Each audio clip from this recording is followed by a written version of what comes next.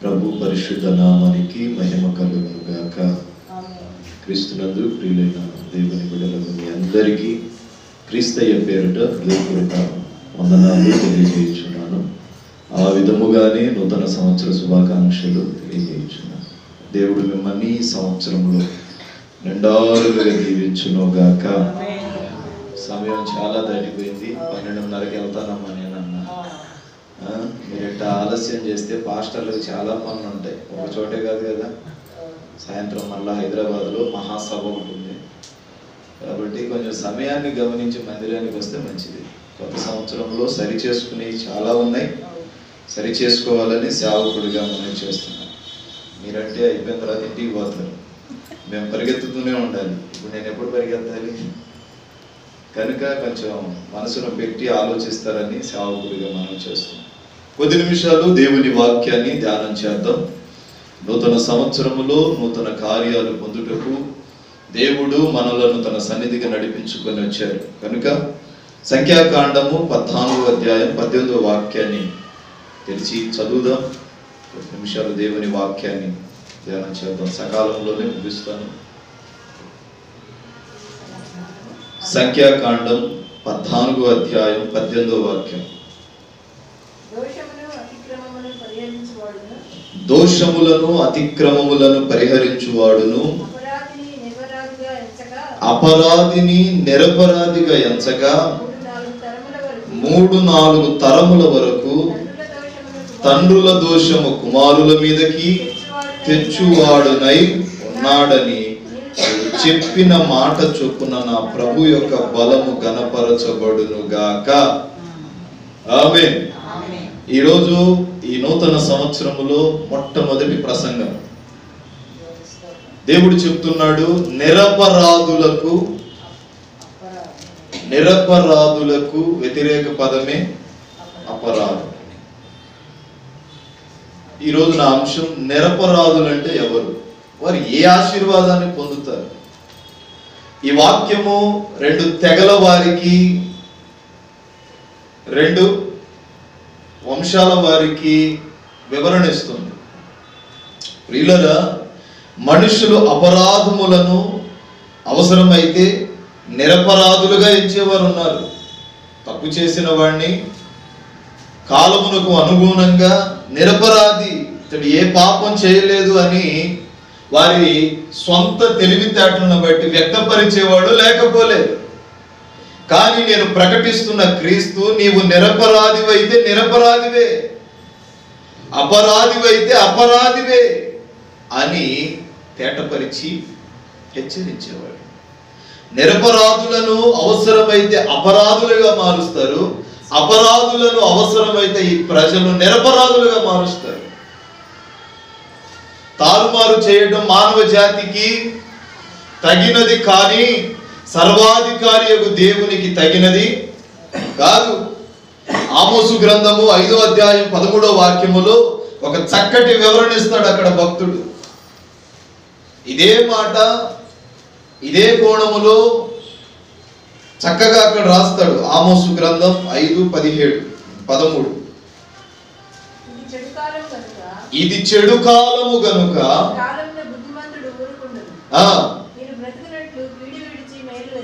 మీరు బ్రతికేటట్లు, మీరు బ్రతకాలంటే కీడుని విడిచిపెట్టి మేలును వెతకండి. నూతన సంవత్సరములో నవజీవన మార్గాలలో నీ జీవితము కొనసాగింపబడాలి అంటే, సంవత్సరపు దయా కిరీటము ప్రారంభము మొదలుకొని ఆరంభము వరకు నీ జీవితంలో వర్ధిల్లాలు అంటే నీవు కీడును దూరపరిచి మేలు కొరకు పరితపించాలి. ఆ మేలు ఎవరంటే నేను ప్రకటిస్తున్న క్రీస్తు. పాపమును శాపమును అతిక్రమములను పెంటతో పోల్చుకొని సమస్తమును దూరపరిచి క్రీస్తువు యొక్క మార్గము వైపు నీ నడవడికను ప్రారంభించినప్పుడు నీకు మేలు కలుగుతుంది. నీకు మేలగునట్లు నేను నిన్ను ఆశీర్వదించుదును అంటాడు. అలాగు చేసిన ఎడల మీరు అనుకున్న చొప్పున దేవుడును సైన్యములకు అధిపతి యెహోవా నీకు తోడై ఉంటాడు. ఎప్పుడండి? కీడును విడిచిపెట్టి మేలును నీవు పొందినప్పుడు సైన్యములకు అధిపతియగు యెహోవా నీకు తోడై ఉంటాడంట. ఆయన నిన్ను ఆశీర్వదిస్తాడంట. ఈ నూతన సంవత్సరములో నీ ఆశీర్వాదం ఎక్కడుందంటే మేలైన దాని కొరకు నీవు పరిగెత్తాలి, మేలైన దాన్ని నీవు వెతకాలి. అదే అధ్యాయం 7వ వచనం చదవండి.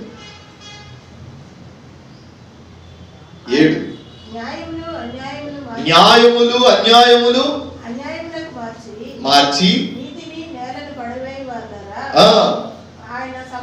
అక్కడ ఇప్పుడు ఎవరు మనుషులు ఎవరు? న్యాయమును అన్యాయముగా, అన్యాయమును న్యాయముగా మార్చి నీతిని పడవేయువారులారా. ఇంకా అక్కడ చదువుకోండి. ఇక్కడ ఏమన్నాడు మానవ జాతి గురించి అంటే న్యాయమును అన్యాయముగా మారుస్తాడు, అపరాధిని నిరపరాధిగా మారుస్తాడు, నిరపరాధిని అపరాధిగా మారుస్తాడు. తారుమారు చేయడం మానవ జాతికి పెద్ద లెక్కేమి కాదు. ఈ నాలుక 40 వంకర్లు తిరిగింది.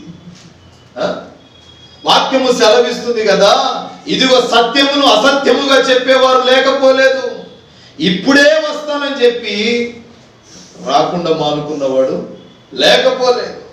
నూతన సంవత్సరంలో ఇట్టి క్రియలను నీవు విడిచిపెట్టి మేలైన దాని కొరకు నా వాక్యపు వెలుగులో నీవు నీ జీవితాన్ని కట్టుకొని జీవించినప్పుడు నీ కుటుంబం దీవించబడుతుంది, నీ వ్యక్తిగత జీవితము ఆశీర్వాదకరంగా ఉంటుంది, నీకు మేలగునట్లు నేను నిన్ను ఆశీర్వదిస్తాను. మనుషులు సత్యమును అసత్యముగా ఎంచేవారు. పౌలు అంటాడు రోమాపత్రిక 1:25లో, వాస్తవానికి నాబోతు అనే వ్యక్తి నిరపరాధి, మనుషులు అపరాధిగా మార్చి అతన్ని రాళ్లతో కొట్టి చంపేశారు. ఈ రోజుల్లో సత్యము ఎక్కడ నిలవదు. అసత్యమైన ప్రచారాలు, అసత్యమైన పోకడలను మానవ జాతి విర్రవీగి ప్రవర్తిస్తుంది. నిరపరాధి అగు ఈ నాబోతును అపరాధిగా మార్చి చంపేశారు. అక్కడ అపరాధి అయిన బర్నబాను నిరపరాధిగా మార్చారు. నిరపరాధి అయిన యేసుక్రీస్తు ప్రభువును అపరాధిగా మార్చి సిలువ వేశారు. లేరంటారా?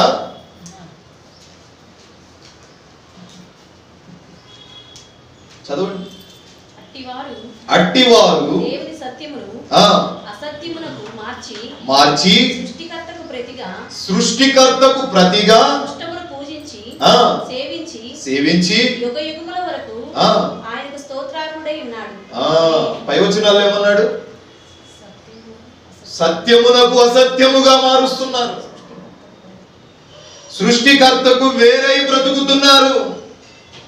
మీరు చూడండి, పిలాతు యేసుక్రీస్తు ప్రభువుకు ఆజ్ఞ ఇవ్వటానికి వస్తున్నప్పుడు ఆయన తన చేతులు కడుక్కొని అంటాడు, నేను నిరపరాధిని. అపరాధిని నిరపరాధిగా మారుస్తున్నారు, నిరపరాధిని అపరాధిగా మార్చేవాళ్ళు మానవుడు.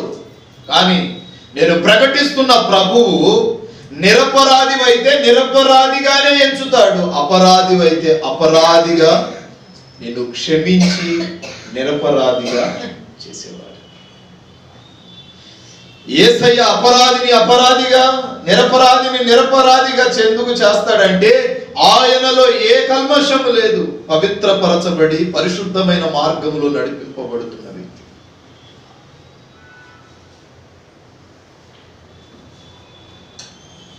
యేసయ్య అపరాధిని అయిన వ్యక్తిని సాతానుకు పట్టించకుండా అతన్ని నిరపరాధిగా మారిస్తే సాతానుగాడు ప్రతినిత్యము నిన్ను అపరాధ క్రియలను దాచిపెట్టుకునే తట్టే చేస్తాడు. జకరియా పుస్తకం 3వ అధ్యాయం 1వ వాక్యం. అగ్నినేత్రము గలవాడా ఆత్మజాలకు నీ మహిమా, అగ్నినేత్రము గలవాడా ఆత్మజాలకు నీ మహిమా. జకరియా 3:1. మరియు నిలవబడి ఇంటికి వెళ్ళి చదువుకోండి, వివరించడానికి టైం లేదు. అపరాధి అయిన యెహోషువ, ఎవరితను? కింద వచనాల్లో అంటాడు, ఇతడు అపరాధి. అపరాధి అయిన యెహోషువను నిరపరాధిగా మార్చాడు. నిరపరాధిగా మార్చి సాతానుకు అప్పగించాడు. అపరాధి అంటే నేరాలు చేసిన వాడు. అపరాధి అంటే తప్పును దాచిపెట్టుకునేవాడు. అపరాధి అంటే సత్యమును అసత్యముగా ఎంచేవాడు. మరి నిరపరాధి అంటే నేరాలు చేయనివాడు, సత్య సంబంధి, దేవుని కొరకు కనిపెట్టువాడు, నీతిమంతునిగా ఎంచబడేవాడు. నువ్వు ఏ జాబితాలో ఉన్నావు? లేనిది ఉన్నట్టుగా కాకమ్మ కబుర్లు చెప్పే జాబితానా?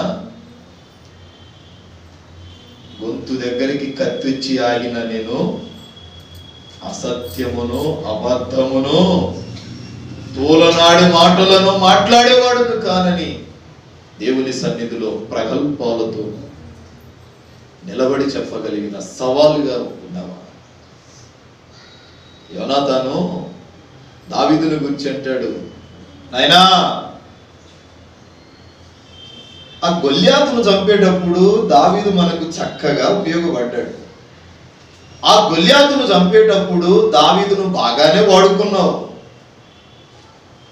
ఎందుకు నీవు అతన్ని చంపాలి చంపాలి చంపాలి అని పరిగెత్తుతున్నావు? అతడు నిరపరాధయ్యా. గొల్యాతు నుండి మన దేశమును, మన కుటుంబాలను, మన వ్యక్తిగత జీవితాలను కాపాడాడు దావీదే. లేకపోతే మనము ఏమయ్యేవాళ్ళము నాయనా? చూస్తారన్నమాట. సమూయేలు మొదటి గ్రంథం 19వ అధ్యాయం 5వ వాక్యం. ఎంతసేపు ఆ బైబిల్ లేదు. సమూయేలు మొదటి గ్రంథం 19:5. అతడు ప్రాణమునకు తెగించి ఆ ఫిలిస్తీయుణ్ణి చంపగా యెహోవా ఇశ్రాయేలులందరికీ గొప్ప రక్షణ కలుగచేసెను. అది నీవే చూసి సంతోషించిందివి కదా. చాలు చాలు చాలు చాలు, అక్కడ ఆగండి. సౌలుతో కుమారుడైన యోనాతాను చెప్తున్నాడు, అది నీవే చూసి సంతోషించావు కదా. ఏమి చంపినావురా దావీదు అన్నావు కదా. మరి ఇప్పుడేంది? వెంటాడి వెంటాడి వేటాడి చంపాలని చూస్తున్నావు. దావీదు నిరపరాధి అని నీకు తెలియదా? దావీదు దేవుని పట్ల భయభక్తులు కలిగి జీవించే భక్తుడని నీకు తెలియదా? దావీదు దేవుని సముఖము కొరకు ఎదురు చూసేవాడు, సమయము కొరకు ఆశపడేవాడు అన్న విషయం నీకు తెలియదా నాన్నా? అతడు నిరపరాధి. నిరపరాధుని యొక్క రక్తము కళ్ళ చూడాలని పరిగెడుతున్నావు. ఎంతవరకు పరిగెడతావు నీవు? శత్రువు చేతిలో నుండి మనల్ని విడిపించినప్పుడు మంచోడు, శత్రువు చేతిలో నుండి మనల్ని కాపాడినప్పుడు మంచివాడు, గొప్పవాడు, ప్రార్థనాపరుడు. మన దాకా వచ్చిన తరువాత అతన్ని చంపాలని చూస్తున్నాం. శత్రు సామ్రాజ్యం ఉండకుండా చేయాలని చూస్తున్నాం. అనా దావీదు నిరపరాధి. చూడండి, దేవుడు అంటాడు దావీదుతో, నా కృప నీకు ప్రతినిత్యము తోడుగా ఉంటుందంటాడు. సౌలుతో అంటాడు, నా కృప నిన్ను విడిచి వెళ్ళిపోయింది. ఇద్దరిలో ఒకటే ఆత్మ కదా. దేవుడు పక్షపాతియా? కాదు. అంతకంతకు దావీదు కుటుంబం వర్ధిల్లింది. కారణము దేవుని కృప కొరకు వేడుకున్నాడు దావీదు. సౌలు గర్విష్ఠుడయ్యాడు. మనం కూడా ఆస్తి లేకుండా తినడానికి కూడు లేకపోతే అసలు దేవుని సన్నిధికి ఉదయం 6 గంటలకి అవుతాం కాదంటారా? కొంచెం హెచ్చించాడు అనుకోండి, 6 అనేది 8 అయింది. కొంచెం కారకుడు కొనిపించాడు అనుకోండి, 8 అనేది 11 అయింది. మరి కొంచెం దీవించాడు అనుకోండి, పాదిరి గారు ఆమెను అన్న టయానికి వస్తాం. కాదంటారా? కాదంటారా? ఏ ఆశీర్వాదం మన జీవితంలో లేనప్పుడు ఆశీర్వాదం, దేవుణ్ణి కనికరం మన మీద కుమ్మరింపబడాలని త్వరగా త్వరగా త్వరగా ఎంత పని ఉన్నా ప్రక్కన పెట్టి దేవుని మందిరానికి వస్తాం. కొంచెం ఆత్మీయతలో రుచి మరిగామంటే దేవుని సన్నిధి వెనక్కి పోయి పనులన్నీ ముందుకు వస్తాయి. ఈ నూతన సంవత్సరంలో ప్రభు చెప్తున్నాడు, దావీదునకు నా కృప తోడై ఉండునట్లు నీకు తోడై ఉండాలంటే, దావీదు గొర్రెలు కాసుకునేటప్పుడు కూడా నేను గొర్రెలు కాసుకోవడానికి వచ్చానని ఆలోచించలేదు. నేను దేవుని పని చేయాలని దినమునకు 3 మార్లు ఏం చేశాడు? ప్రార్థించి దినమునకు 7 మార్లు 1 గంట స్తుతించాలంటే ఏమైంది? అబ్బు, ₹1,00,000 ఇచ్చినంత. 5 నిమిషాలు మోకాళ్ళ మీద ఉండి ప్రార్థన చేయడం చేత కావట్లే ఈరోజు. ఆనాటి భక్తులు మోకాళ్ళ మీద ఉండి ప్రార్థన చేస్తుంటే పరలోకపు దర్శనాన్ని చూసేవాళ్ళు. 5 నిమిషాలు కళ్ళు మూసుకొని ప్రార్థన చేయడానికి బద్ధకం. ఈ కనురెప్పలంట కిటికీలంట మత్తయి సువార్తలో అంటాడు. కిటికీలను, తలుపులు మూసుకొని గనిమి యొద్దకు వచ్చి నువ్వు ప్రార్థన చేస్తే నీ ప్రార్థన నేను వింటాను. తలుపు యొద్దకు వచ్చి తడతన్నా నేను. ఎవడు నా స్వరము విని, ఎప్పుడు ప్రార్థన చేసేటప్పుడు, ఎవడు నా స్వరము విని తలుపు తెరిస్తే వాడితో నేను, నాతో వాడు కలిసి సారాయి తాగుతామా? భోజనము చేస్తాం. ఇట్లాంటి చోటే కదా సిట్టింగ్ వేసేది. 4 కలిస్తే కదా అక్క, అవునా కదా? నా 4 అక్కోళ్ళు కలిసారంటే ఇంకా అసలు అబ్బు, ఎక్కడెక్కడ ఈ ముసలమ్మాయి, ఆ వెంకాయమ్మాయి మొత్తం బయటకు వస్తాయి. నేను ఎక్కువ పల్లెటూరులో ఉంటా కదా, అందుకు చదువుతున్నానండి. నిజాలే కదా అన్ని, అబద్ధాలా? ప్రార్థన చేయడానికి వచ్చి కూర్చోండి అమ్మా అంటే అక్కడ రాడు. ముచ్చట్లు పెడదామంటే మాత్రం అన్ని వదులుకొని వచ్చేస్తాం. మరి నా ప్రభువు అంత లోకూస్ అయిపోయాడా? లోకూస్ అయిపోయాడా? విలువ లేదా? ఉద్యోగానికి 9ంటికి పరిగెడతావు, లేకపోతే ఆబ్సెంట్ పడింది. పిల్లల్ని బడి పంపించేటప్పుడు 5 నిమిషాలు లేట్ అయిందనుకో, వాడిని ఎండలో పెట్టి నిలబెట్టి చొక్కా కొంచెం వెనక లేపి మోకాళ్ళ మీద నిలబెడతారు టీచర్. మరి మనం లేటుగా వస్తే యేసు ప్రభు ఏం చేయాలి? అక్కడ దాకా తెచ్చుకోకూడదు కదా కదా. మన పిల్లలకి చెప్తాం, కానీ టీచర్ కొట్టింది తొందరగా పోదు. కానీ మనల్ని కొట్టే వాళ్ళు ఎవరు లేరనేగా ఈ బాధలన్నీ. మమ్మీ, ఈరోజు నువ్వు కొనిపించిన పెన్సిల్ అయిపోయింది మమ్మీ, కొత్తదిగా. నువ్వు ముందు బడికి పోరా, నీకు పెన్సిల్ తిప్పిస్తా తర్వాత. ప్రభు అంటాడు, విధి ప్రకారంగా నా మందిరానికి నువ్వు వచ్చి ప్రార్థించినప్పుడు నీవు పొందవలసిన ఆశీర్వాదాలు నువ్వు అడగాల్సిన అవసరంలా, ఆటోమేటిక్గా నీ ఖాతాలో. మన సీఎం ఏం చేస్తాడు? ఆటోమేటిక్ గా అకౌంట్ లో ట్రాన్స్ఫర్ అవుతున్నట్టు ఆటోమేటిక్ గా నీ అకౌంట్ లో ట్రాన్స్ఫర్ అయిపోతాయి. ఏంటవి? ప్రభువా నన్ను దీవించు, నా బిడ్డను దీవించు, నా కొడుకును దీవించు. ఇన్ని వాసలు ఎందుకు అంటారు? విధి ప్రకారంగా మందిరానికి వచ్చి ప్రార్థన చేస్తే ఎప్పుడు పడాల్సినవి అప్పుడు పడిపోతాయి. జీతం 1వ తారీఖు 31వ తారీఖు పడుతుంది, 31 పడుతుంది. క్రమంగా ఉద్యోగం చేస్తున్నాం కాబట్టి. లేకపోతే ఆలోచించండి, ప్రతిదానికి మనకి లోకంలో ప్రత్యామ్నాయంగా పెట్టాడు దేవుడు. ప్రత్యామ్నాయంగా విధి ప్రకారంగా నీవు దేవుని మందిరానికి వస్తే శపించబడే స్థాయిలో ఉండవు కదా. నీ కుటుంబము ఇంకా ఆ మొక్క విత్తనం ఎక్కడైతే విత్తావో అక్కడే ఆగదు కదా. ఫలించి ఫలాభివృద్ధి చెంది కాయలు ఇచ్చింది. ఆ కాయలు అనేక మందికి ఉపయోగకరంగా మారుతాయి. ఎప్పుడు? సమయానికి దేవుని సేవించినప్పుడు. మరి నువ్వు ఏ జాబితాలో ఉన్నావు? ఇక్కడ దావీదు గురించి యోనాతాను చక్కటి అనుబంధం కనపరిచాడు. యోనాతాను అంటాడు, ఇదిగో ఇదిగో రాస్తాడు అక్కడ, యోనాతాను హృదయము దావీదు హృదయముతో కలిసిపోయి. ఏం చేశాడు? యోనాతాను హృదయము దావీదు హృదయముతో, అసలు ఆ స్నేహబంధం చూస్తే ఏడుపు వచ్చేసింది నాకు. యోనాతాను రాజకుమారుడు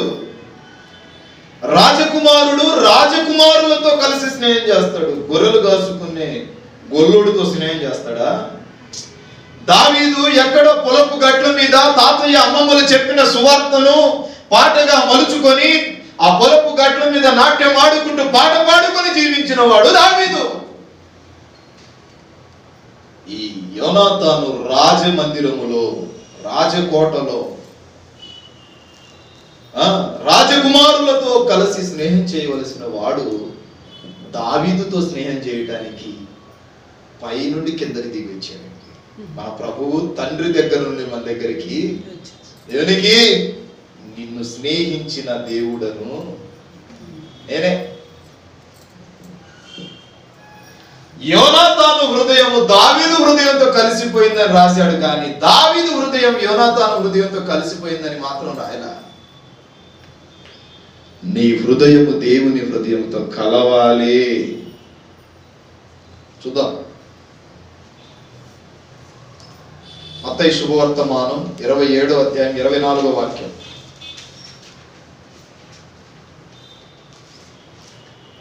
తీయాలి. పిలాతు యేసయ్య గురించి ఒక మాట అంటాడు. గట్టిగా చదవక. అల్లరి ఎక్కువ అవుతుంది, తన వల్ల ప్రయోజనం ఏంటండి? అక్కడ ఆగండి. పిలాతు యేసు ప్రభుని తీసుకొచ్చి శాస్త్రులు, పరిసయ్యులు, మత గురువులు, బోధకులు, సిద్ధాంతకులు, అపహాసకులు వీళ్ళందరూ వచ్చి యేసయ్యకు సిలువ వేస్తారా లేదా, చంపేస్తారా లేదా అని అల్లరి చేస్తూ గొడవలు చేస్తూ ఉంటే పిలాతు అంటాడు, అల్లరి ఎక్కువ అవుచున్నది కానీ తన వలన ఇంకా అతన్ని కొరడాలతో కొట్టారా, తలకు ముళ్ళ కిరీటం పెట్టాడు, చిత్రవాదాలు చేశారు కదా, ఇంకా తన వల్ల ఉపయోగం ఏముంది, విడిచిపెట్టేద్దాం అని అంటాడు. లేదు, సిలువ వేయాల్సిందే. ఏంటి ఈ విషయంలో పిలాతు మాత్రం భలే నచ్చాడు నాకు. సిలువ వేయాల్సిందే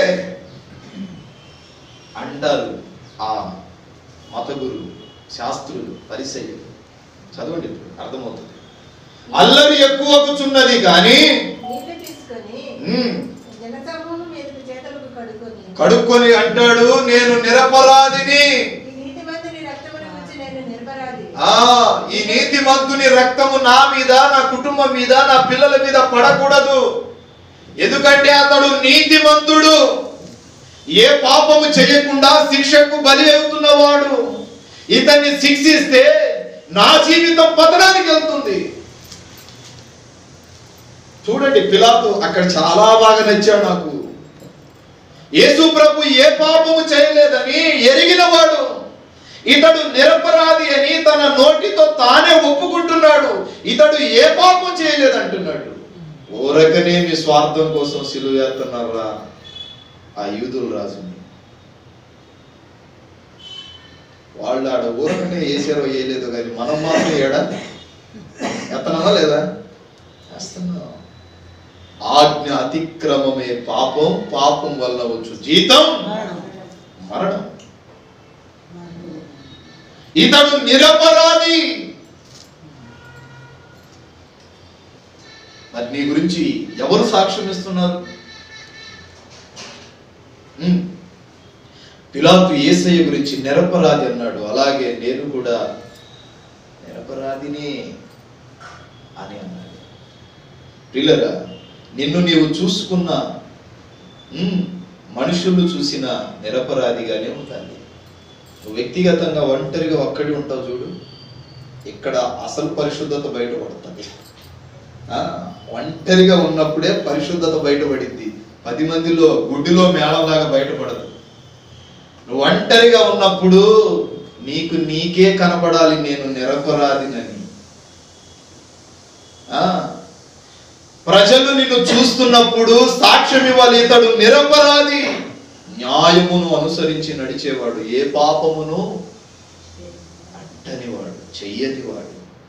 అబ్నేర్ని పిల్లరా ఇక్కడ దేవుని ఆజ్ఞలు సన్నిధి, దేవుని ఆజ్ఞలు ఎదుట, దేవుని సన్నిధి ఎదుట మనము నిరపరాధులుగా ఎంచబడాలి. అబ్నేర్ని యోవాబు చంపాడు. ఎందుకు? తమ్ముడిని చంపాడని. ఆ చిన్న విషయంలో అబ్నేర్ని చంపేశాడు. అప్పుడు దావీదు అంటాడు, నాకు గాని నా సైన్యమునకు గాని ఇదిగో ఈ చావునకు సంబంధం లేదు, మేము నిరపరాధులం అంటాడు. రిఫరెన్స్ చూపిస్తాను. వెంటనే ఆ వార్త విని దావీదు తెలుసుకొని నేను నిరపరాధిని అని ఒప్పుకుంటాడు. సరే, నిరపరాధులకు కలుగు ఆశీర్వాదాలు ఏంటో ఒక 2 చెప్తాను, వాక్యాన్ని ముగిస్తాను. యోబు గ్రంథం 4వ అధ్యాయం 7వ వాక్యం. మీరు ఎంత త్వరగా చదివితే నేను అంత త్వరగా ముగిస్తాను.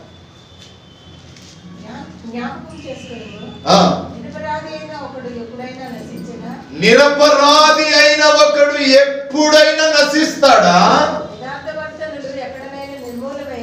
యథార్థవంతులు, యథార్థవర్తకులు, యథార్థంగా ఉండేవాడు ఎక్కడైనా నిర్మూలం అయిపోయాడా? చనిపోయాడా? నిరపరాధి ఎక్కడైనా నశించిపోయాడా?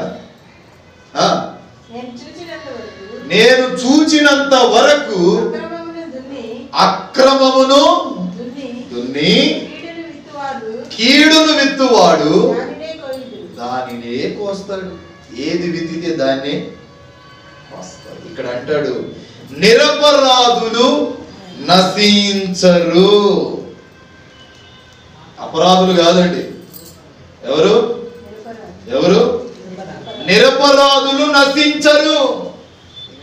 నిరపరాధిని ఎంతమంది నశింప చేయాలన్నా నిరపరాధి నశింపడు.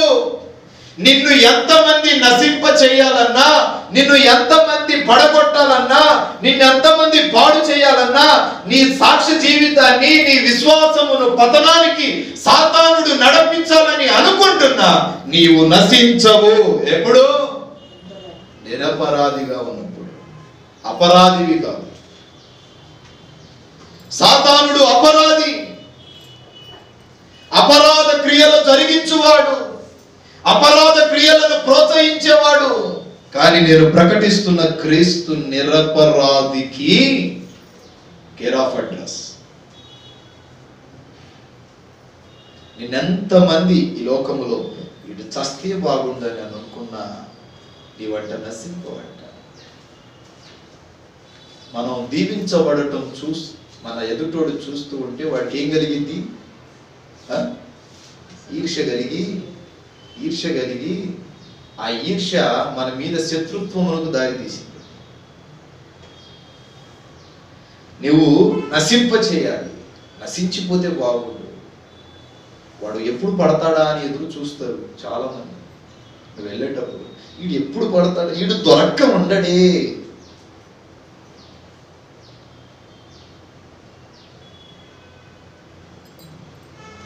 నా విశ్వాస జీవితంలో నన్ను కూడా చూశారు. ఇది ఎక్కడ పడకడా, ఇది ఎక్కడ పడడా అన్నారు మా వాళ్ళు. దొంగలు ఆడా ఉండరు, ఇంట్లోనే ఉంటారు. యేసు ప్రభు పక్కనే ఉన్నారు అసలైన దొంగలు. వాళ్ళని ముందు జయించాలి, ఆ తర్వాత లోకాన్ని జయించాలి. దొంగలు ఎక్కడ? ప్రేమతో లడ్డు పెడతారు, అదే ప్రేమతో వెన్నుపోటు. దొంగలు ఎక్కడా ఉండరు. మీరు అనుకుంటారు పొరపాటున బయట ఆడో ఉన్నారని. బయటోడికైనా ఏమాత్రం కృతజ్ఞత ఉంటదేమో కానీ ఉండదు. ఇంకా ఆస్తి పంపకాల దగ్గర అయితే ఇంకా తట్టుకోలేము. ఇంకా ఇవన్నీ నగ్న సత్యాలు కాదంటారా? దొంగలు ఇంట్లోనే ఉంటారు, ఈడు నాశనం అవడమే నాకు కావాలి. యేషోబు నాశనం అవడమే నాకు కావాలి. వాడు వర్ధిల్లుట అన్నలు చూడలేకపోయారు. తీసుకెళ్ళి ఏం చేశారు? పడేశారు. చూడండి, వాక్యం చాలా చక్కగా స్పష్టత ఇస్తుంది. వాక్యం సెలవిస్తున్న మాట ఏంటంటే, నిరపరాధి ఏ కాలములోనూ నశించడు. ఇక్కడే కాదు, అక్కడ కూడా నశించడు. యేసయ్య అంటారు, నా సన్నిధిలో నిరపరాధి రక్తాన్ని చిందించవద్దు. చాలా భారంగా చెప్తాడు ఈ మాట. నా సన్నిధిలో నిరపరాధుల రక్తాన్ని చిందించవద్దు. ఇర్మియా గ్రంథం 23వ అధ్యాయం 1వ వాక్యం. నీ చేతులు నీ కాళ్ళు అనేవి నిరపరాధిగా కనబడాలి.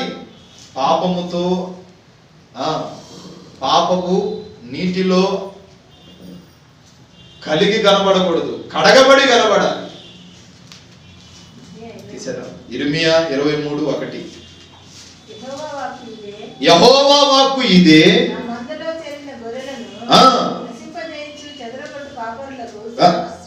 ఎవరికి? నశింపజేయుచు చెదరగొట్టు కాపరులకు శ్రమ. ఇశ్రాయేలీయుల దేవుడైన యెహోవా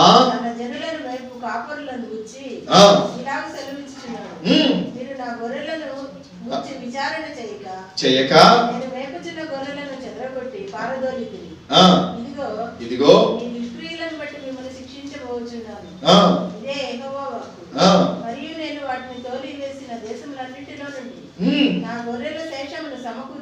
చదువుకోండి, చాలా ఉంటాయి అధ్యాయం అంతా, చాలా ఉంటాయి. నీ చేతులు నీ కాళ్ళు అన్నీ అంట నిరపరాధిగా కనబడాలి, కడగబడి ఉండాలి. మొర్దెకై ఎవరు? మా తాత మొర్దెకై నిరపరాధి. హామాన్ ఏం చేశాడు? వీడు చావాలి. వాణ్ణి ఆ 127 సంస్థానాల్లో అందరూ వందనాలు చెప్పాడు. ఈడు ఒక్కడు చెప్పకపోతే ఏమైనా మునిగిందా వాడికి? చెప్పండి. అందరూ చెప్పారు, ఈడొక్కడు చెప్పలేదని ఈడి మీద బాగుపట్టాడు. నాకెవరైనా వందనాలు చెప్పలేదు అనుకో, నేనే ఎదురు వందనాలు చెబుతాను. ఎందుకు మీతో గొడవలు? వందనాలు చెప్పలేదని, నమస్కారము చేయలేదని బైబిల్లో రాయబడి ఉంటుంది 6వ అధ్యాయంలో ఎస్తేరు గ్రంథంలో. నమస్కారము చేయలేదని 127 సంస్థానాలన్నిటిలో ఈడు నమస్కారం చేయలేదని, దేవుని ప్రజలను నశింపచేయాలని కంకణం కట్టుకొని కూర్చున్నాడు మహానుభావుడు. ఈ కుటుంబాన్ని పాడు చేసేయాలి, నశింప చేయాలని చాలా మంది కంకణాలు కట్టుకొని కూర్చుంటారు. శతకోటి ప్రయత్నాలు చేస్తారు. ఈ చేతబడి చేయిస్తారు, అది చేయిస్తారు, ఓరే నాయన మామూలుగా ఉండదు. ఏది ఫెయిల్ అయిందనుకో, ఇది ఫెయిల్ అయితే దానికి మించింది, అది ఫెయిల్ అయితే దానికి మించింది. అవునండి, కాదంటారా? లేరంటారా? నీ కుటుంబాన్ని పతనానికి నడిపించాలని కంకణం కట్టుకొని కూర్చున్న వాళ్ళు మీ ఇళ్లలోనే ఉంటారు. మళ్ళీ నా మీద కొట్లాడికి రామాకండి, వాక్యంలో ఉంది కాబట్టి చదువుతున్నా. వాక్యము సెలవిస్తుంది, 127 సంస్థానాలలో అందరూ నమస్కారం చేసిన మొర్దెకై నమస్కారం చేయలేదు. గేట్ కీపర్ చేయలేదని అప్పు ఏ సాధించాడు రా నాయన. చూస్తారా? ఈ హామాను రాజు తర్వాత అంతటి అధికారాన్ని పొందినవాడు. ఏ పోయే కాలం వాడికి చూసి చూడనట్టు పోతే ఏమైంది? ఆ చిన్న కారణాన్ని బట్టి పెద్ద పోస్టుకి ఎసరు వచ్చింది.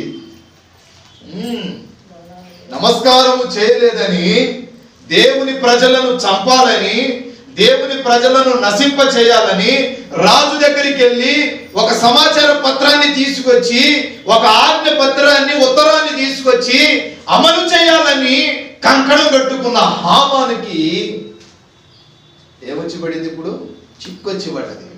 భార్య దగ్గరికి వెళ్తుంది, అంటాడు ఇట్లా జరిగింది, ఎందుకయ్యా నీకు ఆ ప్రజలతో ఆ దేవుడు మామూలుడు కాదయ్యా. పిల్లరా, మీరు గమనిస్తే మరి కొద్ది రోజులకే ఎస్తేరు 3 దినాలు ఉపవాసం ఉండి ప్రార్థన చేయించింది. మరి కొద్ది దినములకి హామాను పోస్ట్ ఎవరికి వచ్చింది? మొర్దెకైకి వచ్చింది. ఇప్పుడు కేసు ఏమైంది? కక్కలేక, మింగలేక, దగ్గలేక, తుమ్మలేక. చూడండి, ఎస్తేరు గ్రంథం 6వ అధ్యాయం 10వ వాక్యం.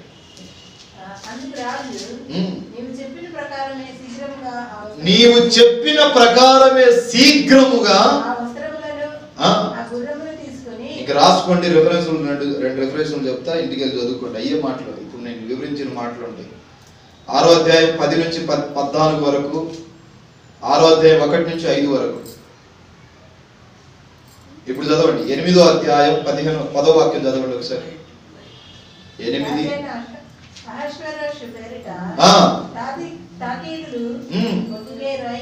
రాయించి ముద్రించి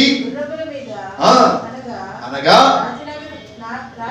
రాజునగరికి వెళ్ళేంత వరకు అంట మొర్దెకైని ఊరేగించారంట. ఇంకా అదే ఉంటది, చదువుకోండి ఇంటికి పోయి, టైం లేదు. రాజునగరికి వెళ్ళేంత వరకు మొర్దెకైని ఊరేగించారు. ఇప్పుడు స్టార్ ఏమైంది?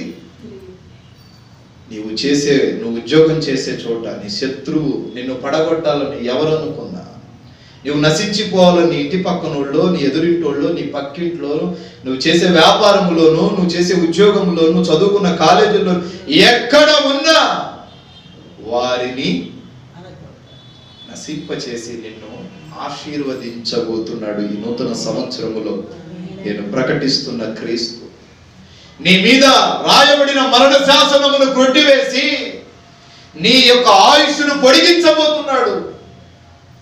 ఇశ్రాయేలీయుల మీద రాయబడిన మరణ శాసనము హామాను విర్రవీగాడు, చంపేద్దామేంటి. కానీ చివరికి హామానే చనిపోయే స్థాయికి వచ్చేసాడు. అధికారము నుండి తప్పింపబడ్డాడు. అధికారము దేవుడు ఏం చేశాడు? మొర్దెకైకి ఇచ్చాడు. అతని జీవితాన్ని ఒక విలువైన దశలో దేవుడు హెచ్చించాడు. ప్రియులరా, ఇక్కడ ఆశ్వరోసు రాజు యేసయ్యకు సాదృశ్యంగా కనబడతాడు. ఎస్తేరు సంఘానికి సాదృశ్యంగా కనబడుతుంది. ఈ ఆధ్యాత్మిక జీవితంలో మిమ్మల్ని పతనానికి నడిపించాలని ఎందరూ కంకణం కట్టుకున్నా, నేను ప్రకటిస్తున్న క్రీస్తు నూతన సంవత్సరములో నిన్ను హెచ్చించబోతున్నాడు. నవజీవన మార్గాల్లో నిన్ను నడిపింపబోతున్నాడు. నీ ప్రమోషన్లకు అడ్డుపడే వారందరినీ ఎత్తి బుట్టలో పడేసి అధికారుల బల్ల ఎదుట నిన్ను తృప్తికరమైన రీతిలో దీవించబోతున్నాడు. ఆమేన్, ఆమేన్. చూద్దాం. నిరపరాధియగు మొర్దెకై, నిరపరాధి అయిన వారు ఎప్పుడూ నశింపరు. అపరాధి అయిన హామాను నశించాడు. మొర్దెకైని హతమార్చాలి అనుకున్నాడు, కానీ తానే హతమార్చబడ్డాడు. దానియేలు గ్రంథం 6వ అధ్యాయం 3వ వాక్యంలో దానియేలు మీద ఎన్నో నేరాలు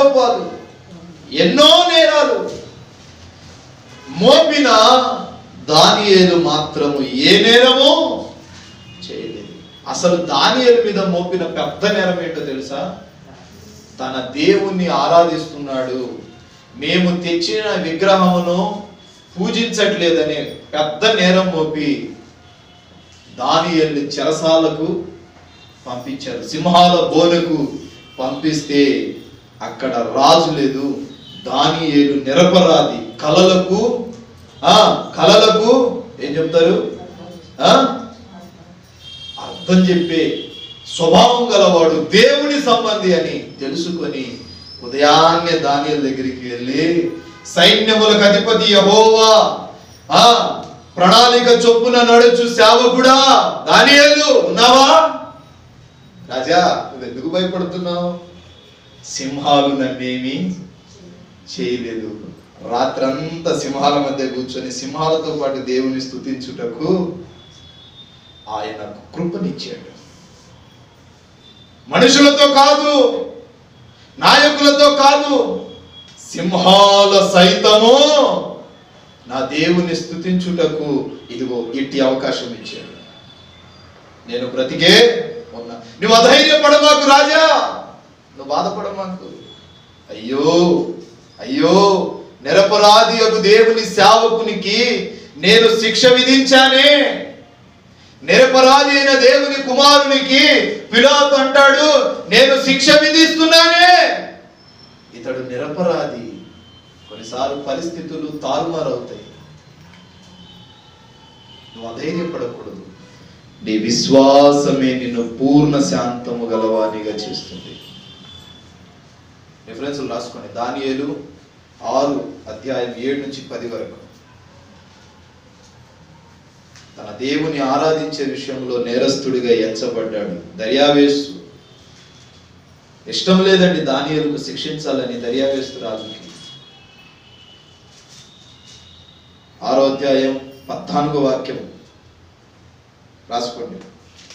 6:22 ఒకసారి చదవండి. 6:22. నేను నా దేవుని దృష్టికి నిర్దోషిగా కనుక దానియేలు చెబుతున్నాడు రాజుతో, రాజా నా దేవుని దృష్టికి నేను నిరపరాధిగా కనబడ్డాను కనుక తన దూతలను నా కొరకు కావలిగా మోయించాడు. చూడండి, కష్టాలు వచ్చాయని, బాధలు వచ్చాయని, ఇబ్బందులు వచ్చాయని, అవమానాలు వచ్చాయని, అప్పులోళ్ళు వచ్చారు, ఈ పుల్లం ఏదో అన్నదని, ఆ పుల్ల ఏదో అన్నాడని నీలో నీవు కుమిలిపోతున్నావేమో. దానియేలు గర్వంగా చెప్తాడు, ఇదిగో నా దేవుడు తన దూతను పంపించి సింహాలు గోనులు సైతం మోయించాడే. నీ మీద శత్రువు విర్రవీగుతున్నాడేమో, వాడిని హతం. 600 మంది. ఆ తర్వాత ఒక సైన్యము స్థిరపరచబడింది. ప్రారంభంలో దావీదు ఒంటరి వాడే. తర్వాత 400 మంది పెరిగారు. ఆ తర్వాత 600 మంది. దావీదు అంటాడు, ఇదిగో 400 మందితో నేను దేవుని నామమును స్తుతిస్తున్నా అంటాడు. దినవృత్తాంతాల 1వ గ్రంథం 12:22లో 4వసారికి అతను ఒక సైన్యముగా మారుతాడు. ఇప్పుడు దావీదును చూస్తేనే భయము కలిగేది. సమూయేలు 2వ సమూయేలు గ్రంథం 3:28లో అబ్నేరు చనిపోయిన తర్వాత, ఇందాక చెప్పా కదా, రిఫరెన్స్ చెప్తున్నాను. సమూయేలు 2వ గ్రంథం 3:28లో అబ్నేరు చనిపోయిన తరువాత దావీదు అంటాడు, నేను నిరపరాధినయ్యా. ఎవరిని సాతానుగాడు వచ్చేసాడు. ఎవరంట? నేను నిరపరాధిని, నేను పాపము చేయని వాడిని. నేనే కాదు, ఆ వచనములో అంటాడు, నా సైన్యము కూడా పాపం చేయగా. 2వ సమూయేలు గ్రంథం 3:28లో ఉంటుంది ఆ మాట. చదువుకోండి తర్వాత ఇంటికి. మీరు మీ పిల్లలు అపరాధులుగా మారకూడదు, నిరపరాధులుగా మారాలి. 107వ కీర్తన 41వ చరణం చదువుదాం. 107వ కీర్తన. నిరపరాధులను దేవుడు లేవనెత్తి దరిద్రతను నుండి విడిపిస్తాడంట.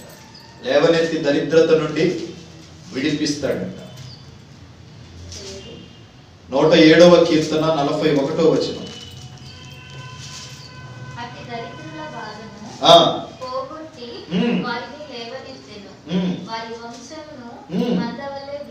యోబు గ్రంథం 5వ అధ్యాయం 11వ వచనం.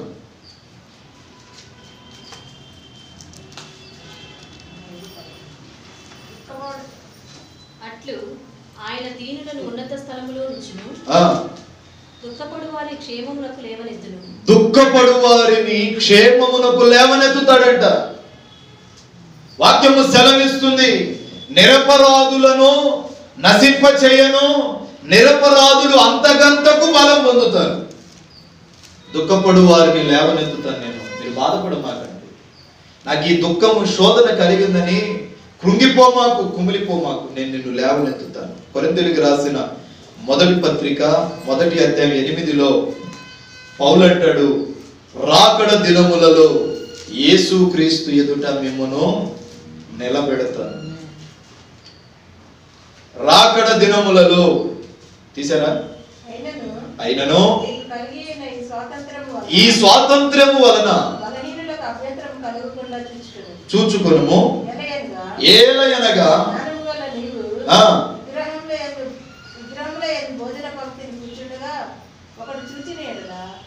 కొరింథీ 1వ అధ్యాయం 8వ వచనమేనా?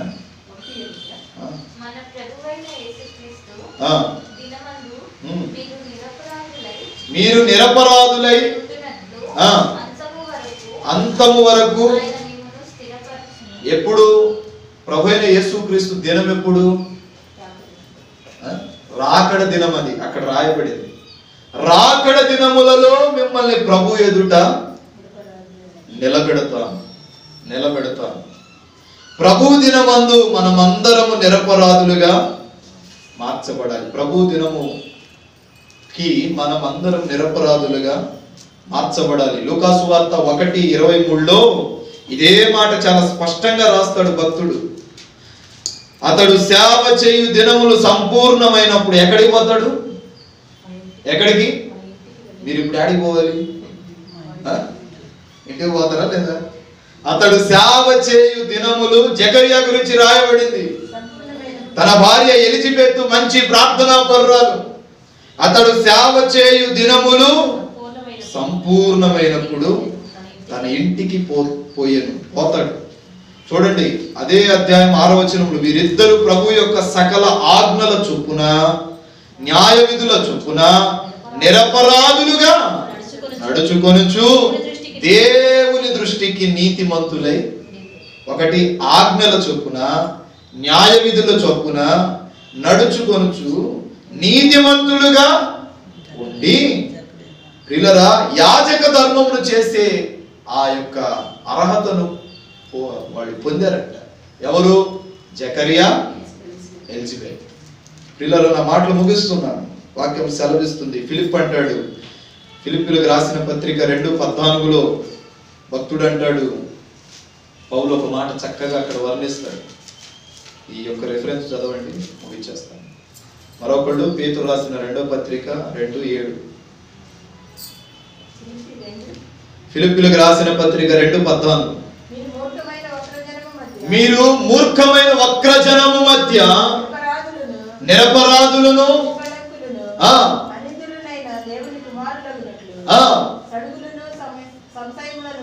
మాని సమస్త కార్యములను చేయండి. ఇవన్నీ మీకు కలుగుతాయిరా బాబు, ఇవన్నీ మీకు కలుగుతాయి. వీటన్నిటిని మానుకొని సమస్త కార్యములు ఎదుట నిరపరాధులుగా ఉండండి. పేతురు రాసిన 2వ పత్రిక 2వ అధ్యాయం 7వ వాక్యం. మీ ప్రయాస వ్యర్థము కాదు, మీ ప్రయాస వ్యర్థము కాకుండా ఉండునట్లు మీరు నిరపరాధులుగా మార్చబడాలి. 2 పేతురు 2వ అధ్యాయం 7వ వాక్యం. దుర్మార్గుల యొక్క కామ వికారమును నడవడి చేత తప్పించాను. ఎప్పుడు? దుర్మార్గుల చేత నుండి లోతును తప్పించాను, నోహావును తప్పించాను.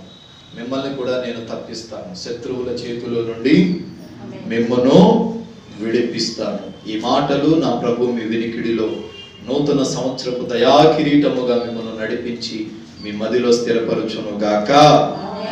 ఆమేన్. ఎన్ని మాటలు చెప్పా? 3 మాటలు చెప్పా, చాలా చెప్పలా, 3 చెప్పా. నిరపరాధులను నశింప చేయను, నిరపరాధులు అంతకంతకు బలమును పొందుతారు, నిరపరాధులు రాకడ దినములో క్రీస్తు ఎదుట నిలబడతారు. దేవుడి మాటను దీవించును గాక. మోకరించండి, ప్రార్థన చేద్దాం.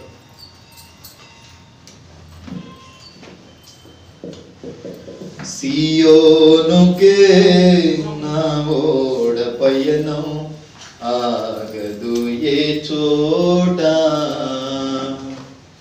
విశ్వాసముతోనే ఆరంభించి తిని ఈ సేవను, నే కోరిన ఆరేవుకే, నే కోరిన పరలోకముకే నడిపించుము నా యేసయ్యా. ప్రేమగల తండ్రి, ఘనుడగు దేవ, పరిశుద్ధ పాదాలకు స్తోత్రాలు. ఉదయకాల సమయము ఈ నూతన సంవత్సరపు ఆరాధన, మొదటి ఆరాధనను మీ సన్నిధిలో ఈ రీతిగా ఇంతవరకు విశేషమైన కృపనిచ్చి నడిపించారు.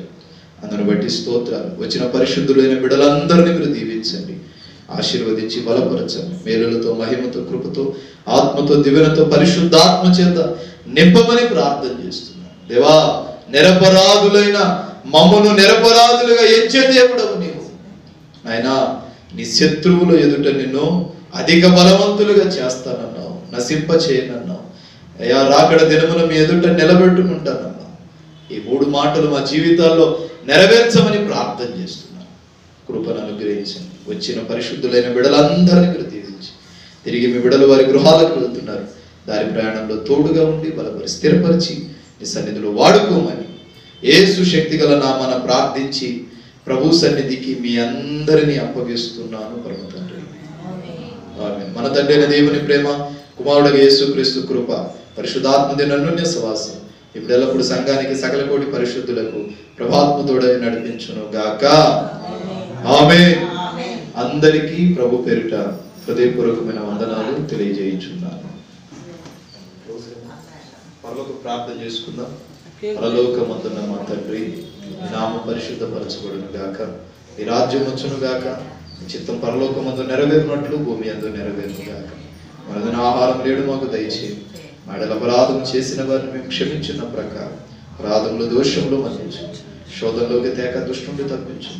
రాజ్యం, శక్తి, బలం, మహిమ నిరంతరము నీవై ఉన్నావు. ఆమేన్.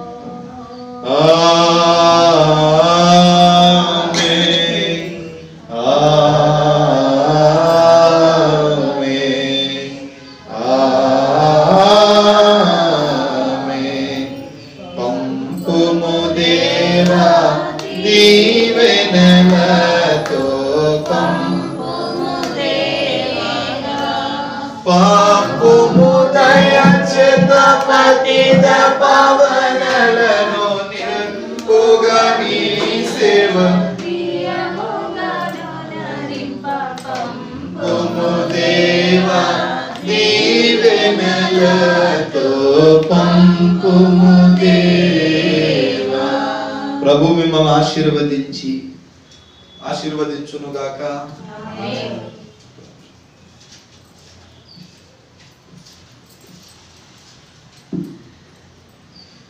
ప్రభు నిన్ను ఆశీర్వదించునుగాక, నిన్ను కాపాడునుగాక.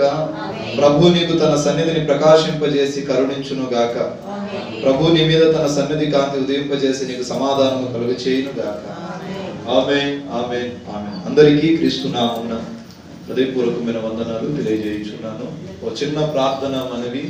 ఈరోజు నేను క్రీస్తులో పుట్టినరోజు. నేను క్రీస్తులో ఈనాటికి సేవకు వచ్చి 8 సంవత్సరాలు ముగించుకొని 9వ సంవత్సరం. నా కొరకు మీ అనుదిన ప్రార్థనలో ప్రార్థించాలని సేవకుడిగా మనవి చేస్తున్నాను. రాత్రి వాగ్దానాలు తీసుకొని వారు త్వరగా వచ్చి వాగ్దానాలు తీసుకోండి. ఎవరికైనా నేను ప్రార్థన చేయాలని ఆశపడితే వస్తే ప్రార్థన చేస్తాను. God bless you. దేవుడు మిమ్మల్ని దీవించును గాక. సమయంలో హృదయపూర్వకమైన అర్పణలు ప్రభు సేవకు సమర్పించాలని సేవకుడిగా మనవి చేస్తున్నాను. బ్రదర్ బి అభిషేక్ నాయకు, నాగేశ్వరం తండా, మాచువరం మండలం, గుంటూరు డిస్టిక్. మా ఫోన్ నెంబర్ 7659018230.